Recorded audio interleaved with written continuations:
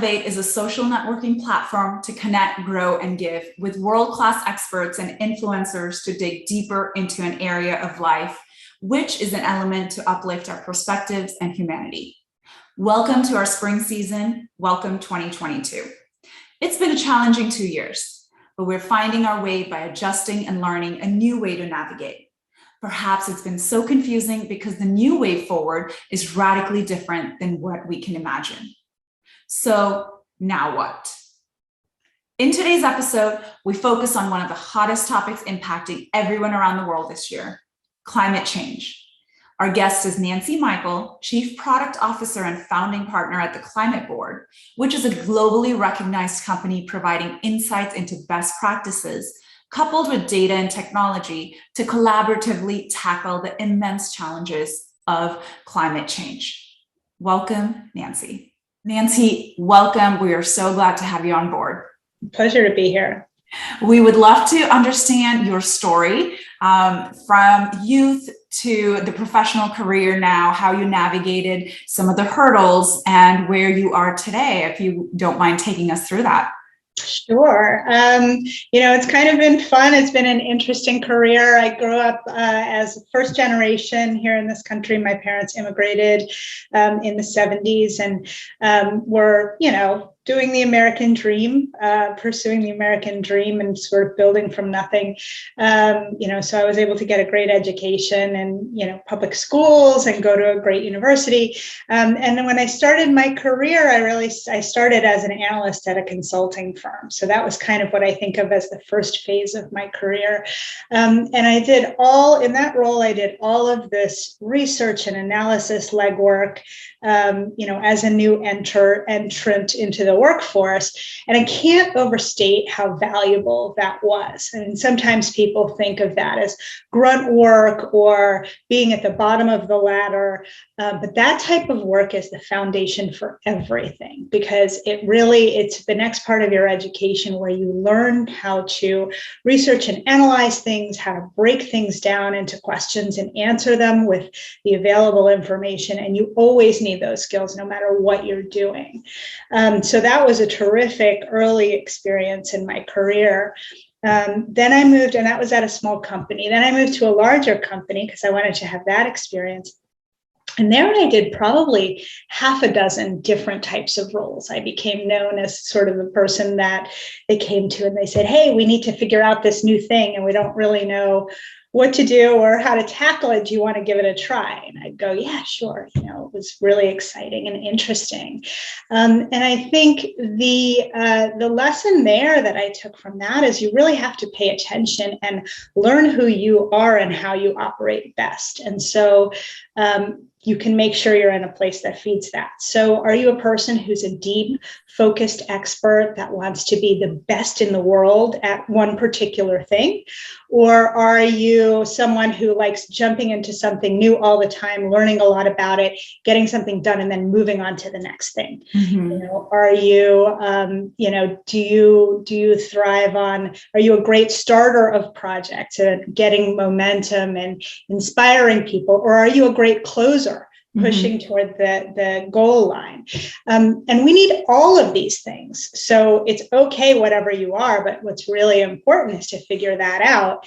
And that enables you to sort of make sure that you're in a position to really thrive. And then the next phase, I left that, having figured a lot of those things out. I left that company, took a really big leap without having another job, because I kind of had reached a point where I wanted some change. And I had discovered the things I really loved. So in that prior company, I found that I loved entrepreneurship and helping build businesses. I loved the side projects I'd worked on with our corporate social responsibility group and figuring out how we could take the products that we were already building and use them to support businesses and communities. I loved leading teams, cultivating and leading teams of talented people and being a role model for them and learning from them. So then when I went to my next role, which is part of a startup, the Climate Board, I was able to seek out those things that I knew were, that I had discovered were the things that I really loved. So build a strong foundation of core skills, pay attention and learn what you're great at and what makes you really happy and well positioned for success. And then understand all of that as a process. I'm 25 years into my career and just beginning kind of that third phase. So people think they're supposed to have some grand plan when they're 20, and that's not really how it works in my experience. Yes. And I love the fact of this concept of gap year. A lot of us strive such exceptional success that we feel that we cannot have this gap year, gap years, gap month, whatever that is, right? So to build the momentum to really launch yourself to the next phase, you maybe need to slow down to get faster. That concept. And so maybe dive a little deeper into what gave you the courage to be more risk prone versus risk averse. And how did you choose, after having such strategic, technical, results oriented career, to go into more of a corporate social responsibility career? And make that switch, where some of our audience might be considering that, or even considering taking a breather, especially the mothers during COVID or anything like that. Like, what, maybe you could walk us through some of that mindset. Sure. So on the taking the risk, it's hard. It's really, really scary sometimes to make these big decisions. And I think the thing that I learned, particularly in that transition for me, was things are only scary until you do them. And it's okay to be scared, right? Like that's normal. What's not really great is if you let that fear actually prevent you from acting in a way that's pursuing the things that are going to make you happier, better, more productive, healthier, whatever it is. So, I was terrified. I was terrified.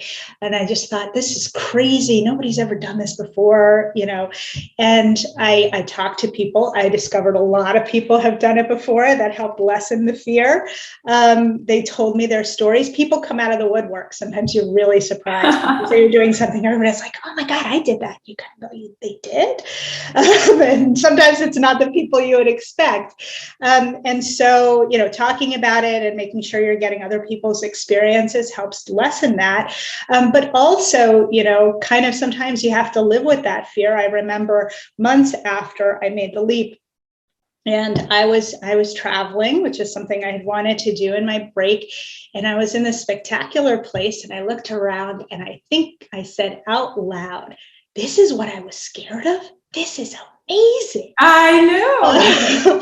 So it's only scary for a little while. And then if you can get through that and not be paralyzed by that fear, you'll virtually always be better on the other side. Yes, it's the paralysis by analysis we're all used to, especially in this data-driven world, which I think, is great, but then it's really the fear factor that you have to conquer. So let's switch over into this whole concept of climate change, something that you want to make a difference in the world about. And, there's this buzzword all over the news, and it looks like to be the focus now in the next few years, especially a trending 2022 hot topic. So I guess, what's the big fuss about? Can you walk us through maybe the basics and help us understand why we should care about it now? Yeah, sure can. And you asked before, sort of coming from this technical space, what would make me want to go into this? And it kind of all fits together. I've always been a business person. I always liked the math and the strategy of how you grow a business. My family are entrepreneurs. I've been part of starting a couple of companies, and the commercial aspect of how you create something and grow it and make it profitable has always been interesting to me. And I never worked for a nonprofit or in the environmental field, or really considered myself an environmentalist. What's really interesting about this field for me is taking this issue of climate change from the realm of what I think some people consider tree hugging or even radical alarmist rhetoric about saving the earth, to a really deep understanding that this is at its core about how we do business, how we grow and protect our economy and our lives and communities for the long term, how we navigate the risks for our businesses and in our personal lives to grow and do more and better things, how we leverage technology to solve these problems. Like, this is a business problem, and it's a fascinating one. So there was an industrial revolution and a technology revolution that fundamentally transformed how we do business. Now we're going to be in a climate revolution and really rethinking how do we do things better, faster, and in ways that are not causing the same kind of damage that we're seeing today. And it is accelerating. So your question about what's all this buzz about? The pace of change is accelerating, and you don't have to sort of do a lot of scientific research. You can look around. You can see that every year we set records for storms and floods and wildfires. The damage is astronomical. In 2020 there was $80 billion of damage from hurricanes, as an example. It was record breaking. And so this stuff is really happening more. No place is immune. And there is more global consensus that action needs to be taken. You have global meetings like the Paris Accords a few years ago and COP27 last year, where countries are finally getting together and looking at this and going, okay, we really actually have to figure out a way to drive action much more quickly. So there's a lot that's going on. There's a ton of science behind it and a ton of different effects, and you can get into those and they're really interesting. But most importantly, you can look around and see there are things happening that are not going the right direction. They're destroying lives. It's estimated that an extra 5 million people die a year from extreme heat and cold, extreme temperatures alone. So this is really fundamental in terms of day-to-day impact today, as well as the longer term potential consequences if we don't change direction. We definitely don't. And I think, to play the devil's advocate, why does it concern me? Why would what do I have to do or give up or sacrifice for something that is so beyond me as an individual, right? So a lot of people think that way. Why did my wonderful President Trump pull us out of the Paris Treaty? Well, what was the idea behind US spending all of its resources and my tax money towards something that doesn't impact me directly? So what would you say to those people that are skeptical about this? Well, look, I think that the thing that's really important to understand is it is affecting you, and it does affect you today. And there are a lot of things that you can do that are actually not sacrifices. So if we only sort of think about it in the context of sacrifice, we're missing a lot of the really easy things that can happen. As an example, almost 10% of global carbon emissions that causes a lot of these effects comes from food waste. For example, that's what an individual can do, is actually help reduce food waste. Stop buying things that you're not going to use. That's not really a sacrifice. On average, that saves people $1,300 a year, because that's about what we spend on food that gets thrown away.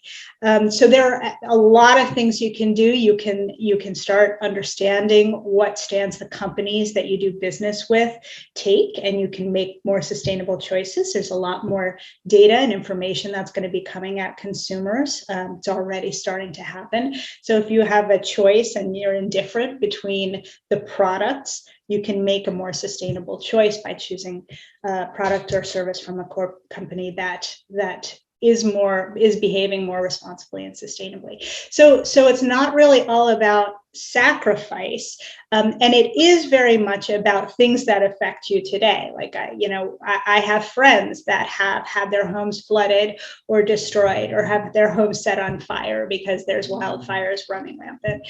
And so if you don't want to do it for the save the world, you can at least do it to protect your own family and community.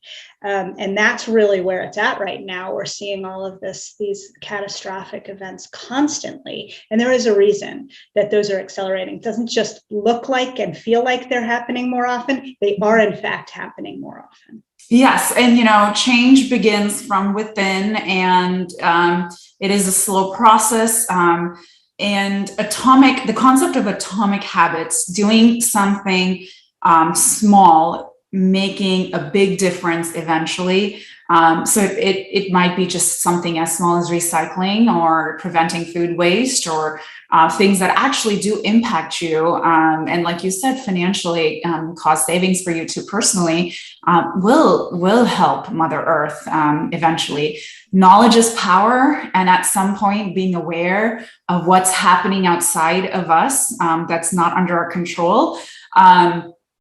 It's okay to be skeptical, but understand before we judge, right? Understand the whole system. And that's a beautiful way to look at it, is let's start with small habits to move towards improvement, because eventually, actually, I think it'll personally benefit us when we do, and eventually our mom Earth.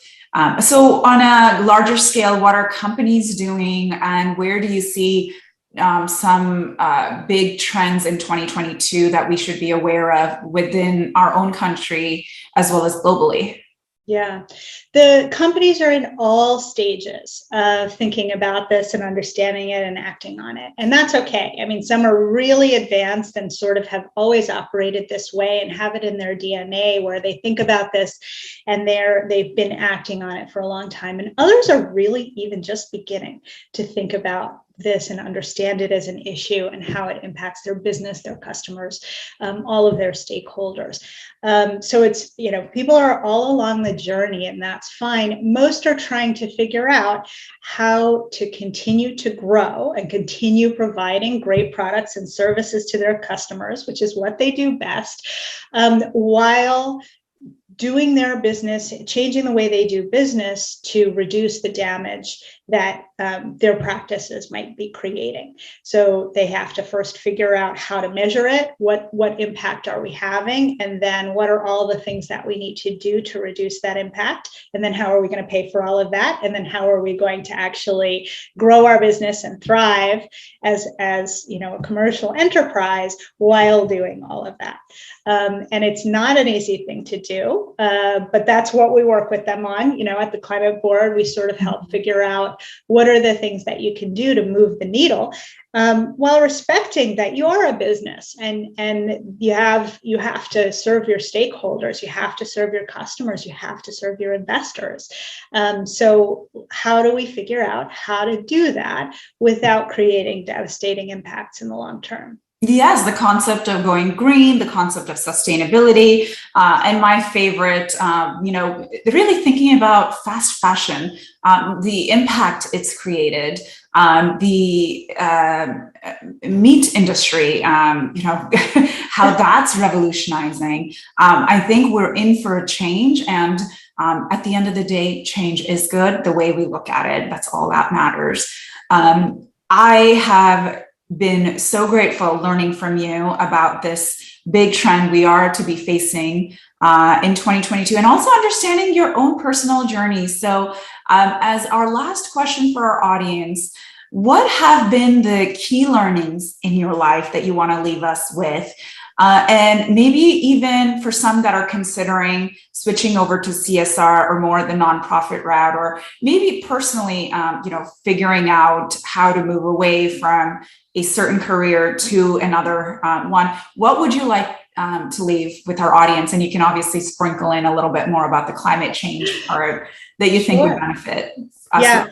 And you don't have to be part of a nonprofit or a CSR group to actually figure this stuff out and to be working on things that have benefits for for communities, for people, for the environment, whatever it is. So, those things are not mutually exclusive, and there are ways that you can just operate in your business or operate in your home and your life in ways that create benefits instead of negative impacts. Mm-hmm. So that's one thing. Always keep that in mind. It's not always, oh my God, I have to throw up my hands and go work at a nonprofit, quit my job, and, live in a tent. That's not what it's about. It's really about changing the way you live and do business overall, so that no matter what field you're in, no matter what you're doing, it's having a positive impact. So that's one thing. Another thing I think is that you have to sort of speak up and understand that you have something to contribute. I remember earlier in my life, I was hesitant to ask questions, and I was reserved and didn't necessarily always share what I thought about things. And this is one of these cases, one of the very few things, maybe the only thing, that literally everyone on the planet has to work on together. And so you have something to contribute. We need financial minds and scientific minds and creative minds. We need all kinds of people doing all kinds of things. And so, be part of that and have a dogged determination to make something happen, whatever it is that you're working on, and understand that you bring something to the table. It's not for someone else to do. You can do it too, and you can be a part of it. And talk to people, ask opinions, ask advice, ask feedback. Make sure that you're hearing other perspectives, learning from them, understanding them. You can't get too wedded or convinced of your own ideas. Even the most brilliant people in the world, you need input to learn and to grow and to, be able to accomplish something new. So take the criticism, take the praise, take the ideas, take the conflicting concepts, take all of those and seek them constantly, because they will help you understand things better and change and grow to accomplish whatever it is you want to accomplish. Wow, beautiful. We can almost do a masterclass on executive and personal coaching with just everything that you said. There's so much deeper meaning to it. And so let's slow down and we'll make sure we focus on all of those beautiful things that you mentioned in life for our audience. Thank you for so much today for joining us, Nancy.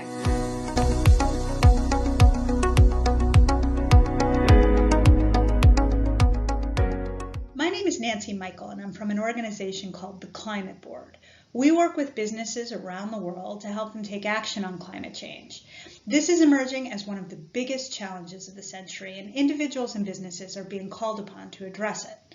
In our work, we get a lot of questions on what climate change is all about. How does it happen? How is it affecting people and businesses? And what can be done about it? In this session, I'll share some of those questions and provide insights from our work. To start, what is climate change? Is it the same thing as global warming?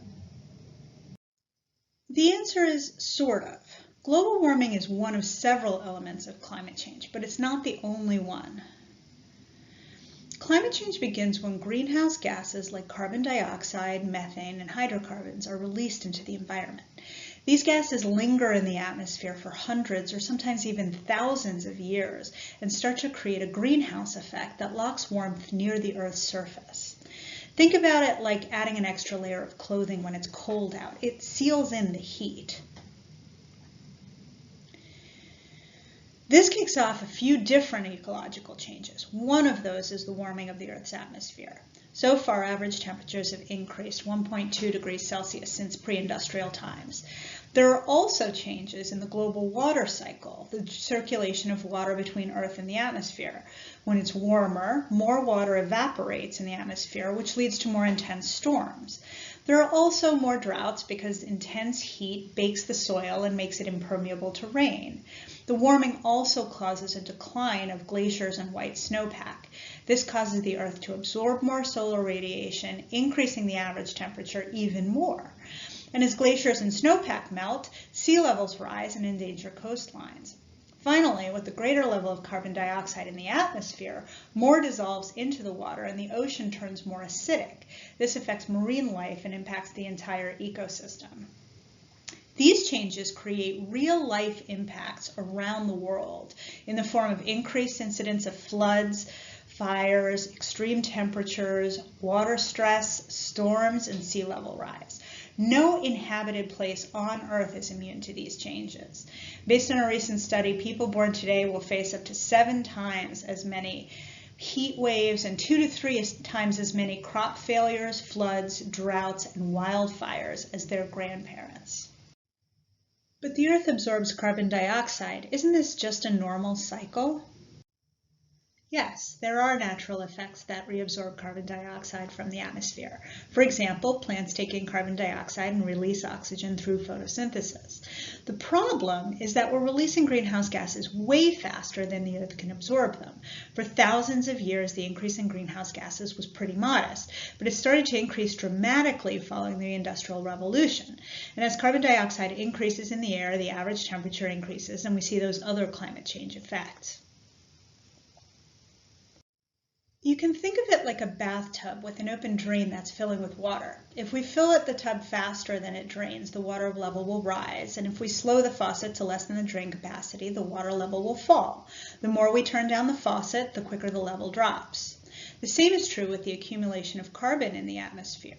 The Earth has a natural carbon sink capacity, the amount of carbon it can absorb. But for over 100 years, we've been releasing more than that amount, so the level's been building up, like that tub filling with water. Based on current policies and practices, we'll continue to stay high above the ability of the Earth to absorb the excess carbon we're releasing into the atmosphere, and the temperature will continue to rise to an estimated 3 degrees Celsius, or about 5.5 degrees Fahrenheit, over pre-industrial levels. Right now, the planet can absorb less than half of what we're emitting. Scientists globally have estimated that we need to limit temperature change to about 1.5 degrees Celsius to avoid the worst impacts of climate change. We're currently at about 1.2 degrees, so if we don't turn down that faucet fast, we'll blow past that 1.5 degree limit soon. Well, what's the big deal about an extra degree and a half? Believe it or not, a 1.5 degree difference is enough to have catastrophic impacts. At 3 degrees, we see much more frequent and severe fires and floods, about doubling the area that burns.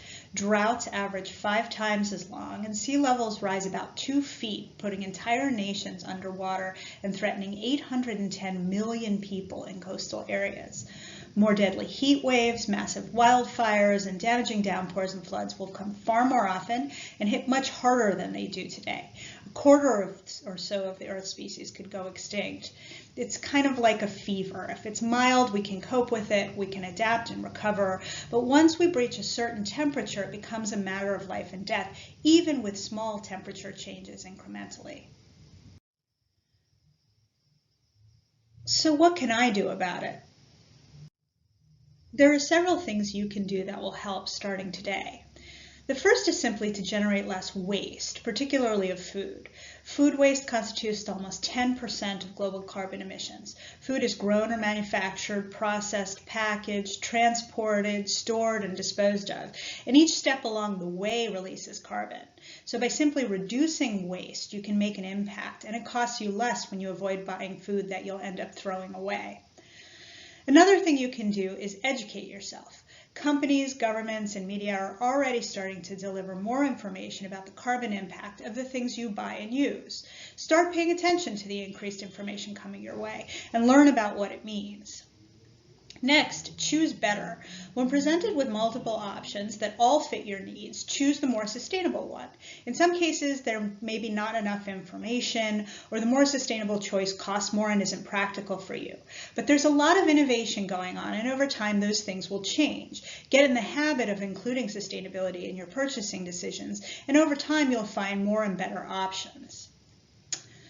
Next, you can raise your awareness of the companies you do business with. Start listening to what they say about their sustainability practices and be deliberate about who gets your hard-earned dollars. You have the power to choose who you do business with, and choosing organizations that behave responsibly will drive the types of changes we need.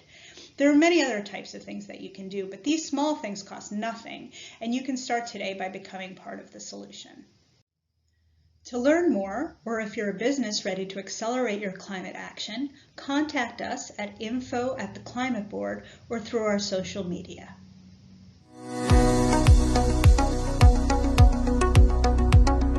Thank you for joining us today and elevating yourself. Charity should begin at home, but should not stay there. At 180 Elevate, it is our honor to support local and global philanthropies which make an impact on the lives of our beautiful children and the world in of itself. What would this world look like if we all felt cared for? Let's co-create that new paradigm. If you would like to consider joining our philanthropic mission, please consider donating at 180elevate.com. And next is just a glimpse into one of the many philanthropies our organization supports. It was somewhere around the year 2000, a certain thought came up that we are providing this small amount of prasadam to the visitors who come here. Can we do something who are not coming to the temple, and started in a small way, feeding 1,500 children.